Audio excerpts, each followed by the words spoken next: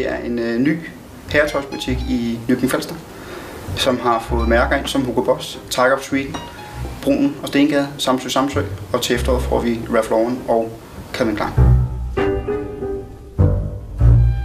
Ideen var at åbne en butik med andre mærker, end man kunne få i forvejen i byen. Tilføre byen nogle måske lidt dyre mærker, men også at give det noget andet liv på herretøjssiden. Der er rigtig mange fine butikker i byen. Vi vil bare gå tilføre noget andet. Navnet kommer af den simple årsag, at vi synes Brad Pitt var en sindssygt lækker fyr. Og da vi så kom til at tænke på filmen Mr. og Mrs. Smith, så synes vi bare, at det var perfekt, at den skal selvfølgelig hedde Mr. Smith.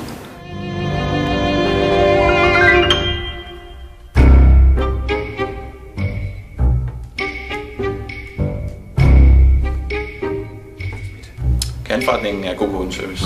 Det er at sørge for, at folk er tilfredse, når de går. Sørge for at måske udfordre folk en lille smule, når de kommer herind. Men ofte er det jo sådan, at når de så går, så er de rigtig glade. Og det kan forretningen.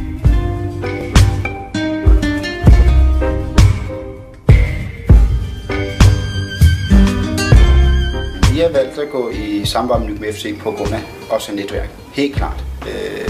Det giver også nogle gode samarbejdsmuligheder, og vi har mulighed for at give noget tilbage igen. Vi har allerede forretning med andre netværksmedlemmer og er allerede aktivt i gang med processer. Så det har allerede fra dag 1 givet os masser af muligheder. Vi har en passion for fodbold, fordi at det er et spændende projekt, og fordi vi kan se rigtig mange muligheder i det. Vi sammen med LF-skilte godt kunne tænke os at præsentere en tøjserie, hvor tøjet var lidt mere det vi har.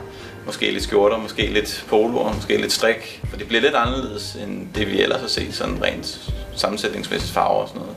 Vi også kan have på, når vi skal andet end måske bare ned til fodbold. Noget, der kan passe til vores jakke, altså bukser. I den stil. Vi står i en herretøjsbutik. Vi sælger godt herretøj, og vi har nogle gode mærker, og vi har en passion for tøj, og det er det, der driver os.